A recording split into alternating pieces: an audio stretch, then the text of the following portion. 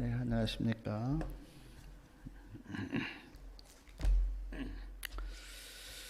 이 시간에는 사무엘 하 9장에 나와 있는 다윗 왕이 사울의 손자 무비보셋에게 은혜를 베푼 그 말씀을 한 시간 보겠습니다.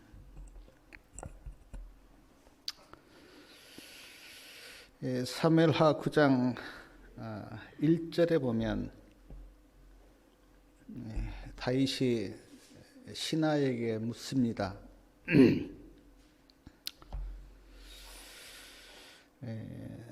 다윗이 가로되 사울의 집에 오히려 남은 사람이 있느냐?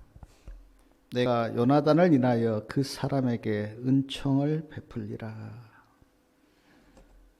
다윗이 사람을 찾았어요. 사울의 집에 남아있는 사람이 있느냐 그렇게 찾습니다. 내가 요나단을 인하여 그에게 은총을 베풀 것이다. 사람을 찾았어요. 다윗이 사람을 찾듯이 하나님도 오늘 사람을 찾습니다. 주의 백성들을 하나님께서 찾으세요. 성경에도 보면 창세기 3장 9절에 하나님께서 아담을 찾으셨죠. 아담아 어디 있느냐. 창세기 12장에 보면 하나님께서 아브라함을 찾아가셨고, 출애굽기 3장에 보면 하나님께서 모세를 찾아가셨고, 열왕기상 19장에 보면 하나님께서 엘리야를 부르시는 말씀을 우리가 보게 되는데, 하나님이 사람을 찾으세요. 예수님께서 누가복음 15장의 말씀을 보면 예수님의 그 비유의 말씀에 잃어버린 은전을 찾으시고, 잃어버린 양을 찾으시고, 집을 나간 탕자를 찾고 계시는 하나님의 모습을 우리가 성경에서 볼 수가 있습니다. 멸망당하지 않고 구원받도록 하나님이 찾으세요. 근데 슬프게도 사람들은 많이 숨습니다. 하나님은 찾으시는데 사람들은 하나님의 눈에 띄지 않으려고 숨는 것을 볼 때 참 안타깝고 마음이 좀 슬퍼요. 하나님 앞에 나오면 축복을 받고 구원을 받고 은혜를 받을 건데 숨어요. 앞으로 보겠지만 이 무비보셋, 사울의 손자 요나단의 아들인 이 무비보셋도 한쪽에 숨어 있었잖아요. 근데 다윗이 지금 이제 찾기 시작합니다. 저나 우리 성도님들, 하나님이 찾으실 때 숨지 마시고 하나님 앞에 나와서 구원을 받고 복을 받기를 바랍니다. 참 저는 성경을 통해서 하나님의 마음을 이렇게 할 때 하나님이 얼마나 우리를 부르신지 몰라요. 근데 사람들은 그 음성을 듣지 못합니다. 그리고 하나님 앞에 나오기를 꺼려하고 피해요. 그래서 하나님께서 준비하신 그 많은 축복들을 받지 못하고 멸망의 길로 가는 걸 보면 안타깝기 그지가 없습니다. 다윗 왕이 사울의 집에 남은 자를 찾자 그 신하가 이렇게 대답합니다. 사울의 종 하나가 있는데 그 이름은 시바입니다. 시바, 사울의 종 시바가 있다 그래요. 다윗 왕이 시바를 부릅니다. 네가 시바냐 그렇게 물어요. 시바가 대답합니다. 예, 제가 시바입니다. 다윗 왕이 시바에게 묻습니다. 사울의 집에 남은 사람이 있느냐? 내가 그 사람에게 하나님의 은총을 베풀리라.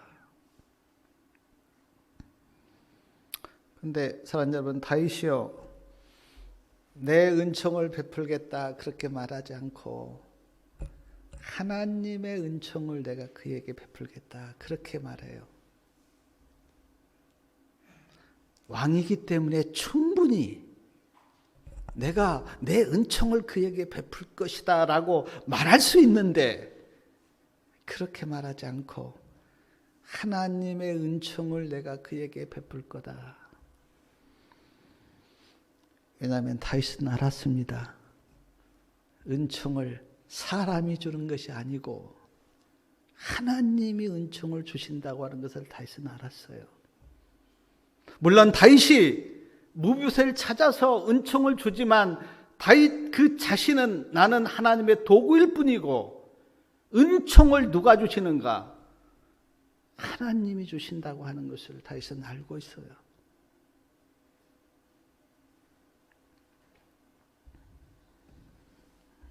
시바가 다윗 왕에게 말합니다.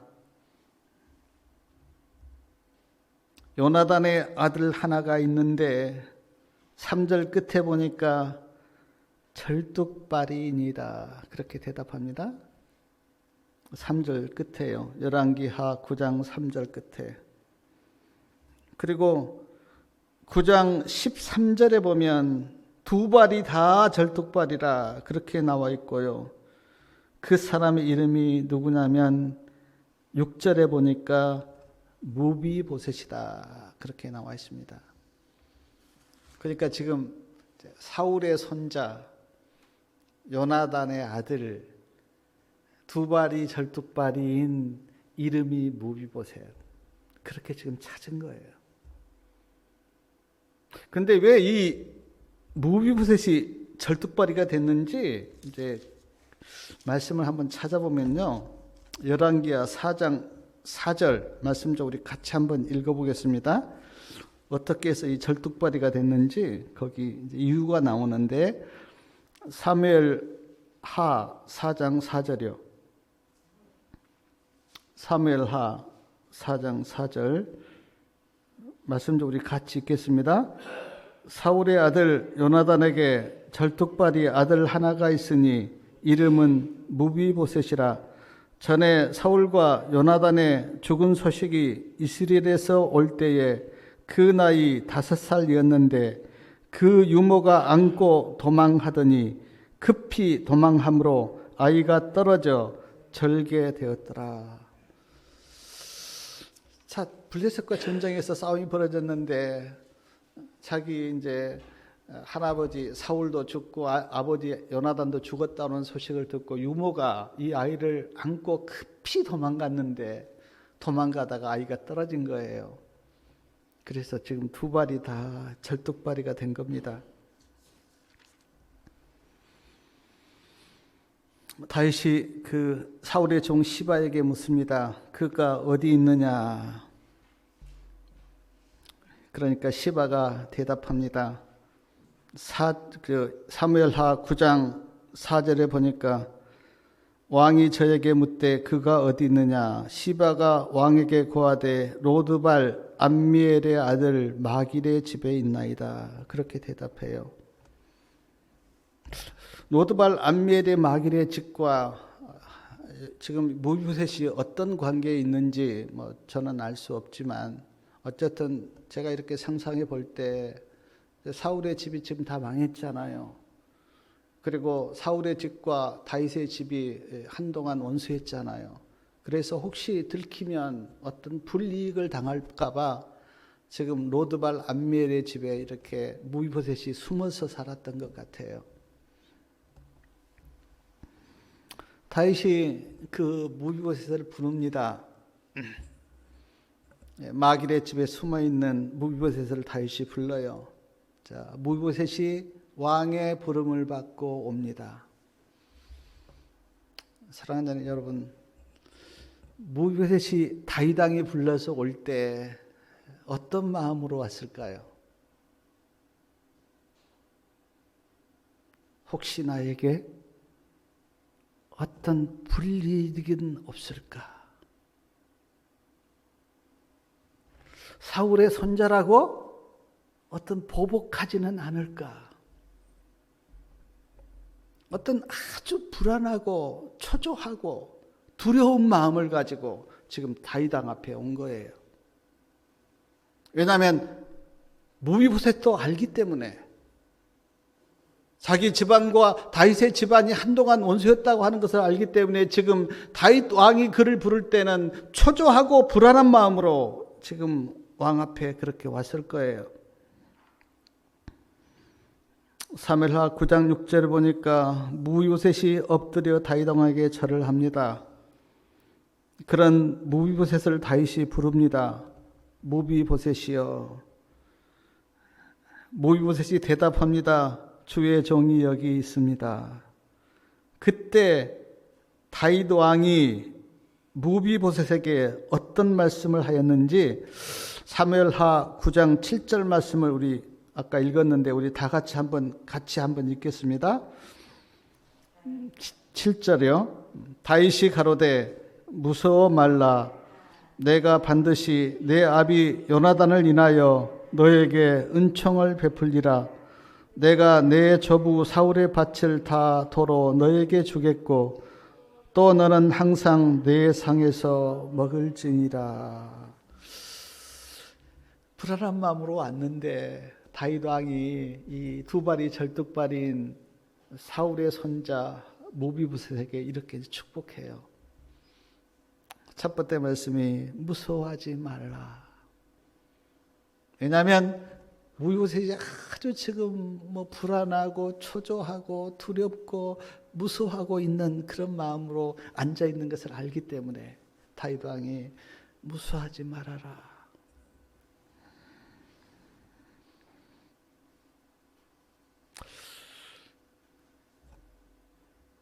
마음을 이렇게 진정시키는 다윗 왕의 모습을 보면서 제가 어떤 생각을 했냐면 그 하나님 앞에 서 있는 인간의 모습을 생각하게 됐는데, 원래 죄를 짓기 전에는 두려움이 우리에게 없었잖아요. 평강과 은혜가 넘치고 그랬는데 죄를 짓고 난 다음부터 인간에게 두려움과 무서움이 이렇게 찾아온 거 아닙니까? 그래서 늘 우리 마음속에 조금만 잘못돼도 불안하고 두렵고 또 어디 가면 또 무섭기도 하고, 인간의 마음이 그래요. 그래서 지금 다윗이 그 막 두려워하고 무서워하는 무비보셋에게 두려워하지 말라 그렇게 이야기합니다. 그런 다음 다윗이 이렇게 이야기하는데 내가 반드시 내 아비 요나단을 인하여 너에게 은총을 베풀 거다. 은총을 베푼다고 하는 말씀이요 1절에도 있고 7절에도 있는데 1절은 다윗이 신하들에게 한 말이에요. 내가 요나단을 인하여 그 사람에게 은총을 베풀 건데 그 사람 한 사람 찾아봐라. 그렇게 1절은 그렇게 하는 이야기고 7절은 지금 다윗이 직접 무비보셋에게 내가 너희 아버지 요나단 때문에 너에게 은총을 베풀 거다 직접 이야기합니다. 저는 하나님의 말씀을 이렇게 볼 때 참 상상을 해봐요. 불안해하고 있는 무비보셋이 왕이 한 내가 너에게 은총을 베풀 거야라고 하는 말을 들었을 때 그의 마음이 어땠을까? 저는 말씀을 이렇게 보면서 상상해봐요. 막 마음이 불안해하고 있는데 왕이 내가 너에게 은총을 베풀 거야라고 했었을 때 그 무비보셋의 마음이 어땠을까? 상상해보면 기쁘고 마음에 어떤 감격이 밀려왔을 것 같아요.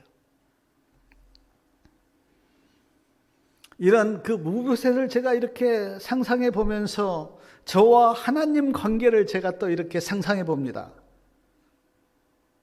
제가 하나님 앞에 섰을 때 우리가 하나님 앞에 서면 어떻겠어요? 아마 무비보셋이 다윗 왕 앞에 섰던 그런 심정일 것 같아요. 불안하기도 하고,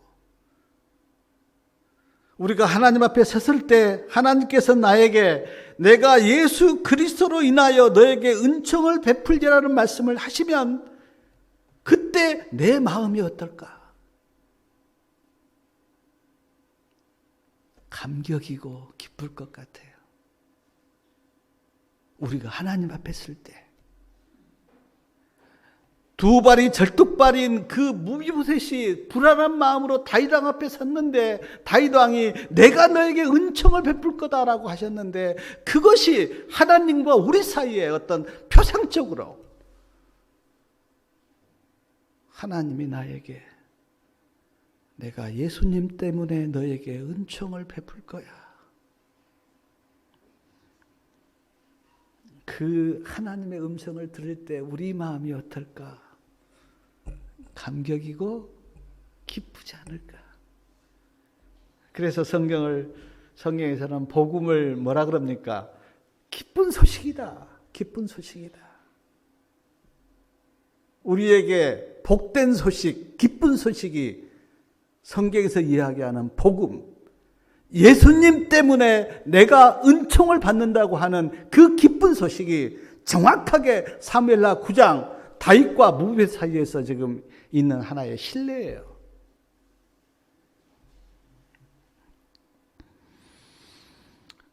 (7절에) 보니까요, 다윗이 가로되 무서워 말라 내가 반드시, 저는 이 반드시란 말이 또 마음에 참 와닿았어요. 반드시 어떤 일이 있어도 결탄코 내가 너에게 은총을 베풀 거야 라고 하는 다윗의 결심, 각오. 근데요, 사랑하는 여러분, 하나님이 우리가 만약에 예수님을 구주로 믿고 하나님 앞에 서면 하나님이 우리에게 이렇게 이야기해요. 내가 반드시 예수님을 구주로 믿는 자들에게 은총을 베풀 거야. 틀림없이. 그것은 하나의 언약이고 약속이기 때문에 예수님을 믿는 자들에게 내가 은총을 베풀고 구원한다는 것은 하나님의 약속이기 때문에 은총을 베풀 거야. 근데 그 은총에 대해서요, 가래법은 규별 1권 347페이지는 이렇게 정의되어 있는데 제가 한번 읽어드릴게요. 은총에 대해서요. 은혜란 받을 자격이 없는 자와 버림받은 자에게 베푸는 진정한 하나님의 호의다. 여기 보니까 은혜란 받을 자격이 없는 자. 사랑하는 여러분, 우리가 은혜 받을 자격이 있습니까? 있죠. 한 가지, 예수님을 믿는다는 믿음 때문에. 에베소서 2장에 보니까 우리를 불순종의 자녀, 본질상 진노의 자녀 막 그렇게 불렀어요. 그리고 하나님과 원수된 자, 은혜 받을 자격 없습니다. 우리는 아무도. 근데 예수님을 구주로 믿는 것, 그것 때문에 우리에게 은혜를 베푸세요. 그리고 또 말씀하시기를 버림받은 자, 그렇게 말씀하셨어요. 우리는 다 버림받은 자예요. 죄 때문에. 근데 이 버림받은 자를 주님께서 찾아오셔서 우리를 부르시고 내가 너에게 은혜를 베풀겠다 그렇게 약속하시고 은혜를 베푸신 하나님의 놀라운 은혜. 사무엘하 9장에 보니까 2번이나 그렇게 나옵니다. 요나단 때문에 내가 은혜를 베풀 거야. 무비보셋 네가 은총받을 자격이 있어서가 아니라 요나단 때문에 내가 은총을 베풀 거야. 그렇게 말씀하세요. 근데 우리도 마찬가지예요. 우리가 은혜 받을 자격이 있어서가 아니라 예수님 때문에. 예수님이 내가 받을 율법의 저주를 다 예수님이 받으셨고 예수님이 내 죄값을 다 받으셨기 때문에 내가 주님, 예수님 때문에 너에게 은총을 베풀 거야. 로마서 3장 23절과 24절에 이런 말씀이 있습니다. 모든 사람이 죄를 범하였음에 하나님의 영광에 이르지 못하더니 그리스도 예수 안에 있는 구속으로 말미암아 하나님의 은혜로 값없이 의롭다 하심을 얻는 자 되었느니라. 아멘 하십시오. 아멘. 우리가 다 죄를 지어서 하나님의 영광에 이르지 못했는데 예수님으로 말미암아 값없이 우리에게 은혜를 베풀겠다고 말씀하신 이 말씀 앞에 우리는 감격하고 하나님 감사합니다. 예수님 감사합니다. 가래뽑은 기별 1권 394페이지에는 우리들은 우리 자신 안에서는 죄인들이지만 그리스도 안에서는 의인들이다. 그리스도의 의를 옷 입으심으로 우리들을 의롭다고 하신 하나님께서는 우리를 의롭다고 선언하였으며 의인들처럼 취급하신다. 이게 복음이고 이게 기쁜 소식이에요. 우리 안에서는 우리가 다 죄인들이고 버림받은 자고 은혜를 받을 자격이 없는 자지만 그리스도 안에서 우리를 의인으로 부르시는 하나님의 놀라운 은혜. 이것 때문에 우리가 예수님 믿는 거 아닙니까? 이것 때문에 교회 나오고 이 소망과 이 복음이 없다면 왜 예수님을 믿고 교회를 나오겠어요? 제가 에베소서 1장을 전에 이렇게 연구해 보니까 에베소 1장에 가장 매 절마다 나온 단어가 있는데 그리스도 안에서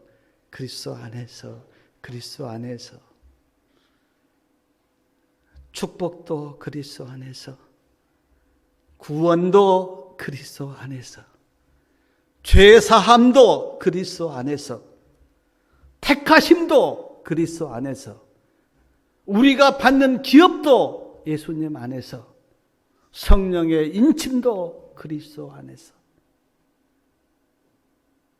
그의 안에서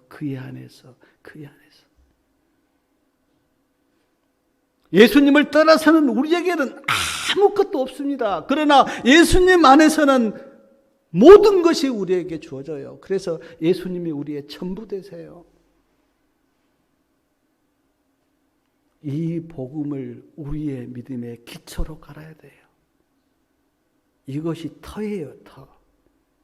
이 위에 서 있어야 내 믿음이 견고하지. 이것이 무너지면 우리는 모래 위에 서 있는 것 같아요.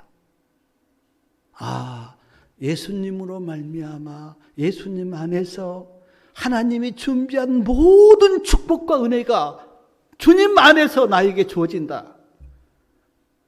이것이 터라니까요, 터.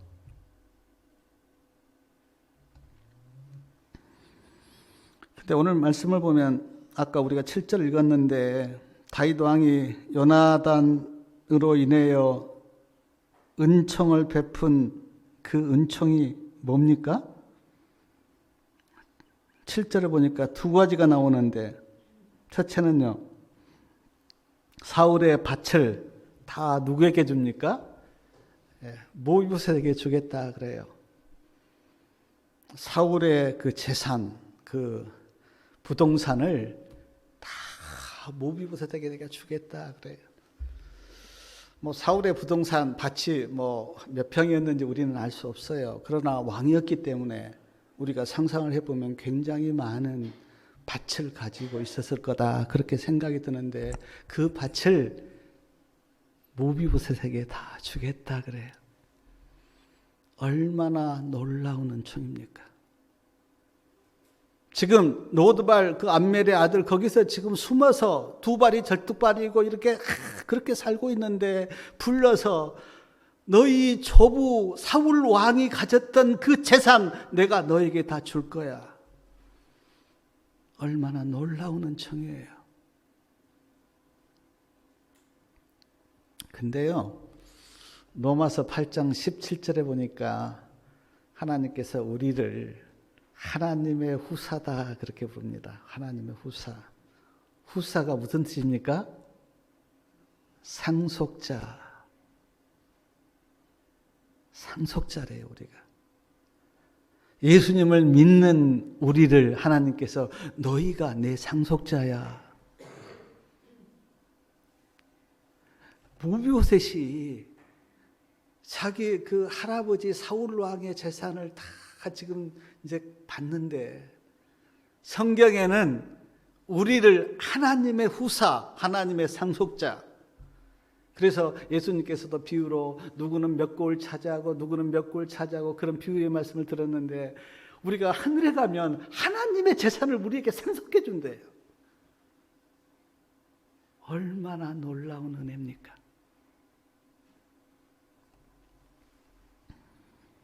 또 하나 다윗 왕이 무비보셋에게 베푼 은총이 뭐냐면 그 7절 끝에 보니까 너는 항상 내 상에서 먹을지니라 그렇게 축복하셨어요. 왕과 함께 왕의 상에서 먹어요. 그 의미가 뭘까요? 너는 내 가족이야. 나와 함께 상에서 우리와 함께 왕과 함께 먹는 왕의 가족이야. 얼마나 놀라운 은총이에요. 나중에 보겠지만 무비보셋이요 이렇게 큰 은총을 베푸니까 감격해서 무비보셋이 한 고백이 뭐냐면 죽은 개 같은 나에게 왜 그렇게 은총을 베풉니까? 그 8절 한번 우리 같이 한번 보겠습니다. 8절이요. 사무엘하 9장 8절 우리 같이 한번 읽겠습니다. 저가 절하여 가로되 이 종이 무엇이간데 왕께서 죽은 개 같은 나를 돌아보시나이까. 자기 자신을 죽은 개 같다 그랬어요. 무가치하고 쓸모없고 아무 가치 없는 그런 나에게 어떻게 왕께서 이렇게 큰 은혜를 베푸십니까? 근데 요한계시록 3장 20절인가요? 거기에 보면 그 하나님의 말씀에 이렇게 되어 있습니다. 내가 문 밖에서 서서 두드리니 누구든지 내 음성을 듣고 문을 열면 내가 그에게로 들어가 그로 더불어 먹고 그는 나로 더불어 먹으리라. 이 말씀을 보면 하나님과 우리와 함께 먹는데요. 같이. 그런 의미에서 무비보셋은 우리의 표상이에요.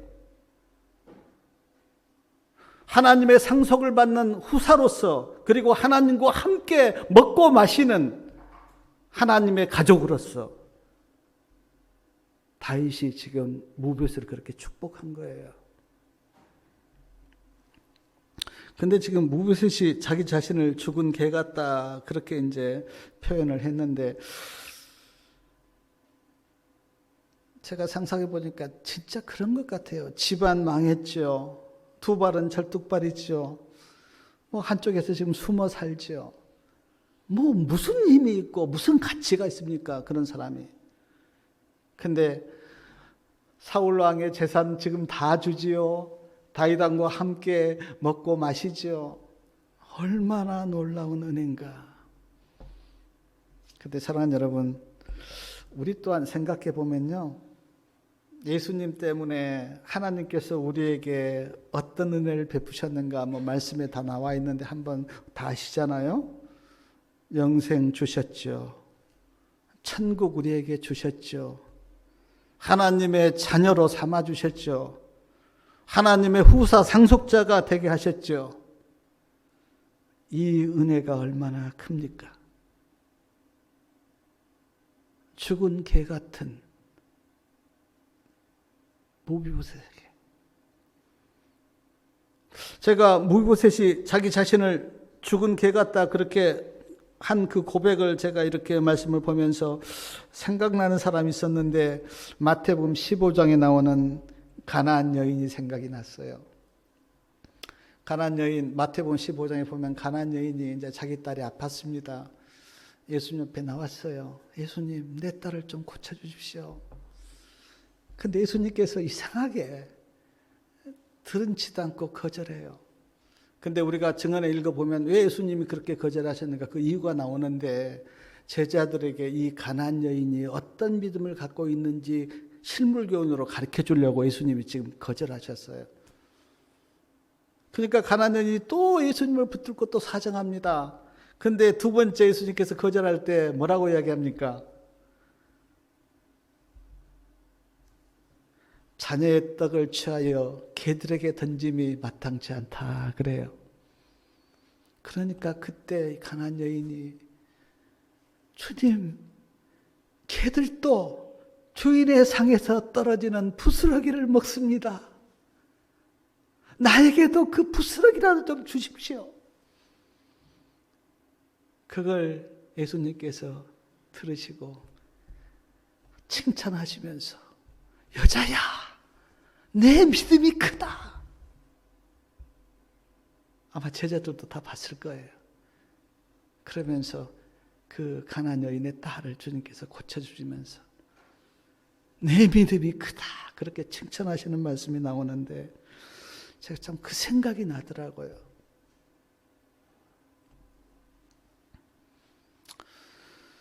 우리가요, 사랑하는 여러분, 우리가 그 하나님 앞에 나온 것도 큰 축복인데, 그러나 우리가 그 하나님의 은혜와 또 하나님의 말씀과 또 성령의 어떤 은사를 진짜로 사모하는 마음이 우리에게 있어야 돼요. 가나안 여인이 예수님 앞에 주님, 그 부스러기 은혜, 개들도 상에서 떨어지는 그 부스러기를 먹는데 나에게도 좀 그것 좀 달라고 하는 그런 마음으로 우리가 예수님 앞에 나와야 돼요.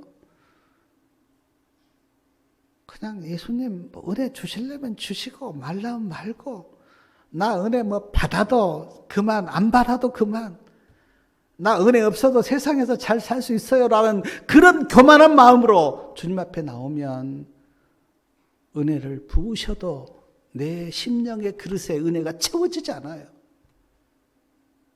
근데 진짜로 사모하는 마음으로,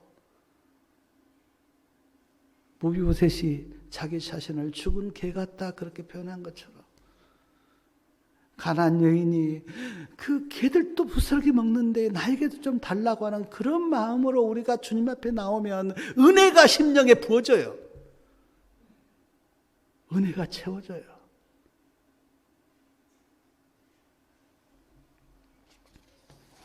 은혜를 왜 못 받습니까?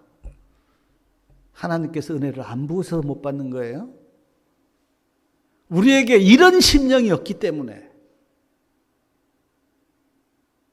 은혜를 부으셔도 은혜를 못 받는 안타까움. 진짜로 겸손하게 내 자신을 낮추면서 그렇게 무릎 꿇고 주님을 향해서 그런 심령으로 우리가 나가면요, 한 말씀을 들어도요, 사랑에 놓고 은혜에 녹아요.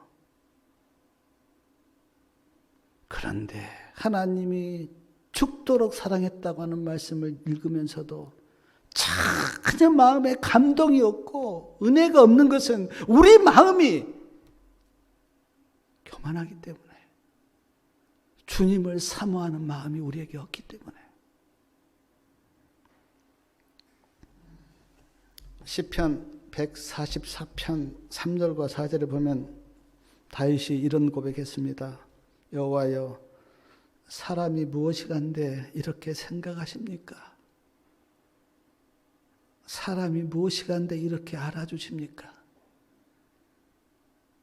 지나간 그림자 같은 인생을 어떻게 하나님께서 이렇게 돌보시고 생각하십니까? 다윗은 알았어요. 하나님 앞에 내 자신이 얼마나 비천하고 무가치한가 알았는데, 이런 인간에게 하나님께서 놀라운 은혜를 베푸신 걸 보고 이런 고백하는 거예요, 지금. 하나님, 사람이 무엇이간데 하나님 앞에서 인간은 그림자 같고 있다가 없어질 안개와 같은 그런 인간인데 왜 이렇게 하나님이 인간을 사랑하시고 돌보십니까?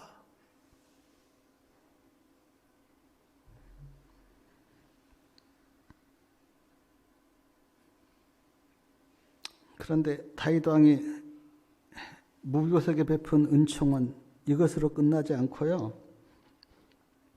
사무엘하 9장 10절 말씀 우리 다 같이 한번 읽겠습니다.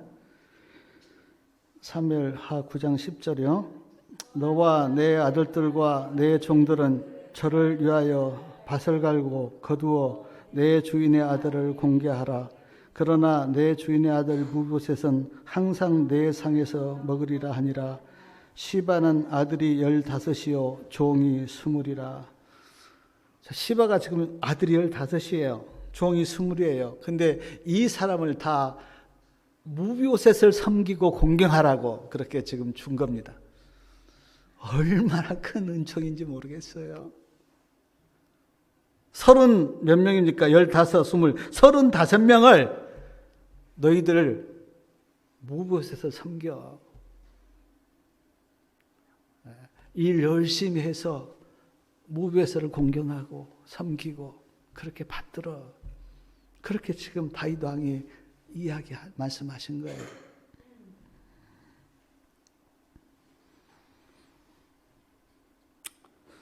참 이 놀라운 하나님의 말씀을 우리가 보면서 그리고 이것이 하나님이 우리에게 베푸신 은혜인데 이 말씀을 읽으면서 참 우리가 얼마나 감격하고 하나님의 은혜가 얼마나 큰가를 우리가 가슴으로 느껴야 할까. 근데요, 사무엘 그 하 16장에 보면 또 다윗과 무비보셋과 시바의 또 어떤 또 스토리가 나와요. 다윗 왕이 이제 사무엘하 16장에 보면 압살롬이 반역을 일으켜서 다윗 왕이 이렇게 도망가잖아요. 피신하잖아요.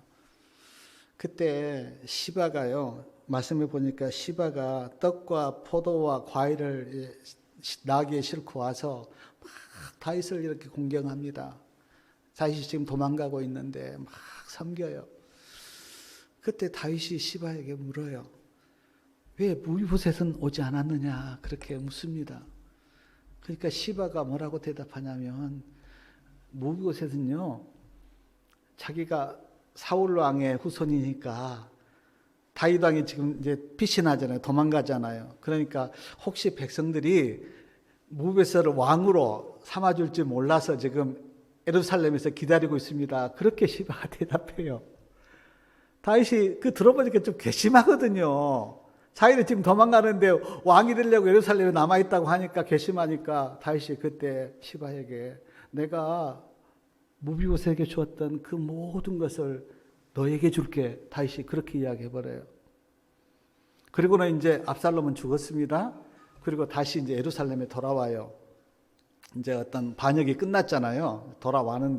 돌아와서 이제 누구를 만나냐면 무비보셋을 만납니다. 무비보셋이 물어요. 너는 왜 나와 같이, 시바는 나와 함께 같이 가서 나를 이렇게 섬기고 했는데 너는 왜 나와 함께 오지 않았어? 그렇게 무비보셋에게 이렇게 물으니까 무비보셋이 이렇게 대답합니다. 나는 왕하고 함께 가고 싶었는데 내가 이렇게 지금 두 발이 절뚝발이어서 갈 수도 없고 그러는데 시바가 나를 그냥 떼놓고 혼자 가버렸다는 거예요. 지금 둘 중에, 그러니까 시바가 거짓말을 하든 아니면 무비보셋이 거짓말을 하든 둘 중에 한 사람이 거짓말을 하고 있는데 다윗 왕이 들어보니까 이게 누가 옳은지 모르겠어요. 그래갖고 말씀해 보면 결국은 제사를 두 사람이 나눠줘요. 반씩 절반씩.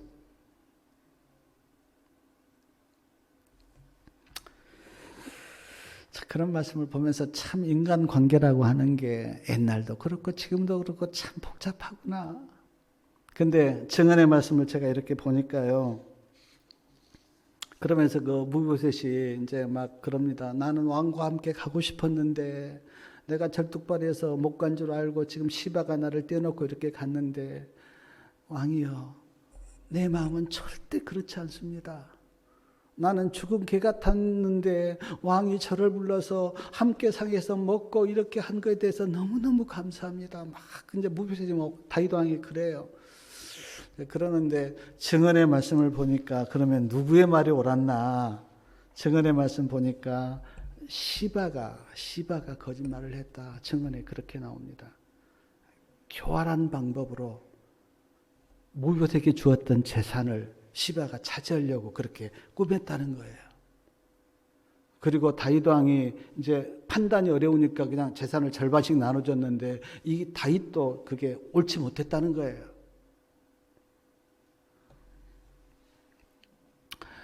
이 이야기 보면서 내가 또 사사기 9장에 있는 말씀이 생각이 났는데 사사기 9장에요. 재미있는 사건이 하나가 나와요. 사사기 9장에 읽어보면 기드온이 죽었어요. 기드온은 우리가 유명한 사사 아닙니까? 기드온이 이제 죽었어요. 근데 기드온이 뭐 얼마나 가족이 많았는지 자녀들이 70명입니다. 70명. 아들들이 70, 근데 그 70명 중에 아비멜렉이라고 하는 그 사람이 있는데 기드온이 딱 죽자 아비멜렉이요. 왕이 되고 싶어서 자기 형제를 다 죽여버려요. 70명을. 딱 한 사람 살았어요. 제일 막내 요담. 그리고 다 죽어요. 그리고는 이 아비멜렉이 세겜 사람들 앞에서 왕이 됩니다.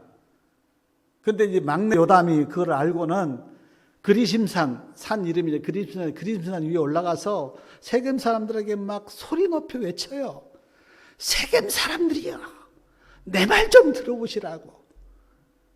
세겜 사람들이 지금 아비멜렉을 왕으로 삼았는데 지금 형제 70명을 죽이고 자기가 왕이 됐는데 내 말 좀 들어보라고 하면서 이제 한 예화를 들어서 성경에 보면 설명을 하는데 하루는 나무들이 왕을 뽑기로 했습니다. 감람나무에게 당신이 우리의 왕이 되십시오라고 이야기하니까 감람나무가 거절을 해요. 나는 올리브 기름을 짜서 사람들에게 줘야 되기 때문에 나는 왕이 안 되겠어. 무화과 나무에게 그럼 당신이 왕이 되십시오. 무화과 나무가 이야기하기를 나는 무화과 열매를 맺혀서 사람들에게 먹여야 되기 때문에 나는 왕이 되지 않겠어. 포도나무에게 그럼 당신이 왕이 되십시오. 포도나무가 나는 포도 열매를 맺혀서 사람들을 기쁘게 해야 되기 때문에 나는 왕이 되지 않겠습니다. 근데 누가 왕이 됐는가? 가시나무가 왕이 됐다는 거예요. 가시나무. 이 지금 가시나무를 누구에게 비유하냐면 아비멜렉에 비유하는 거예요. 가시나무가 자칭 왕이 됐다고. 요담이 세겜 사람들께 그렇게 소리를 지르면서 세겜 사람들이여, 포도나무도 감람나무도 무화과나무도 다 그렇게 거절했는데 가시나무 아비멜렉을 왕으로 세운 일이 잘한 일입니까?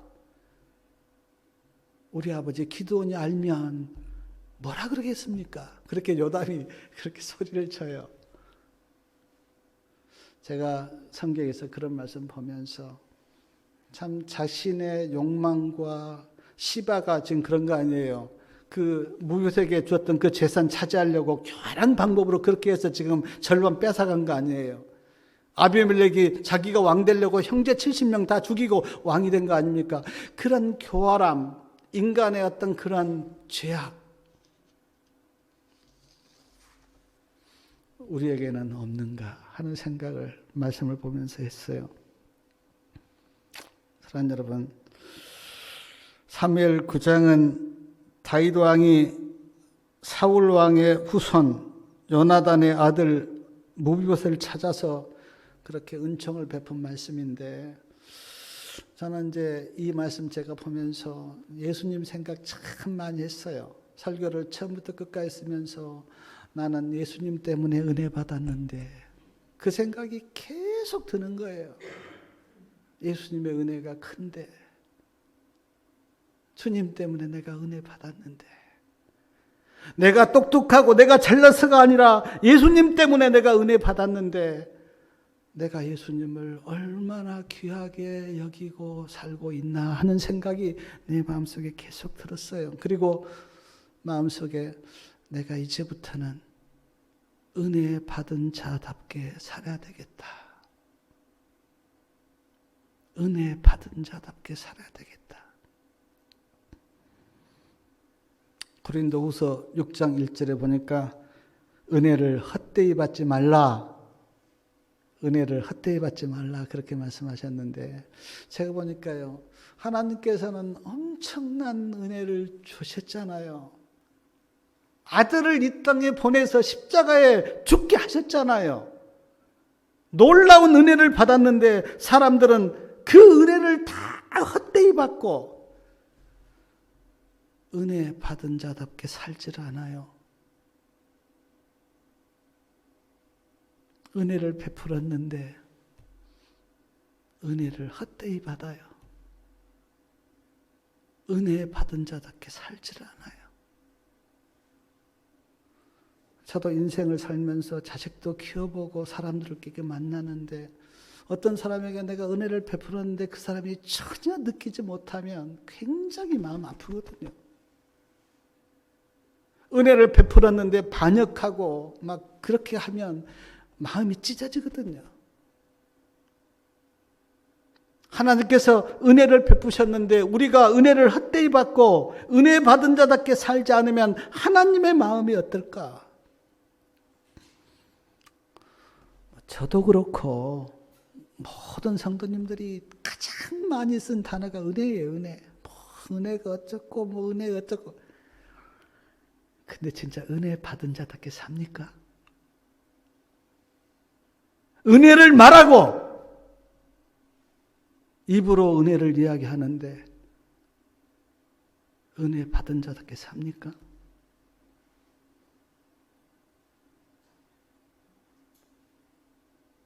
값싼 은혜, 값싼 은혜를 이야기하는 거 아니에요, 우리가? 입으로만 은혜를 말하고 있는 거 아니에요? 그것이 가증한 거예요, 그것이. 입으로는 은혜를 이야기하고, 뭐, 은혜를 이야기하는데, 삶 속에서는 전혀 은혜 받지 않는 자답게 살아가고 있는 그 자체가 가증한 거라고요.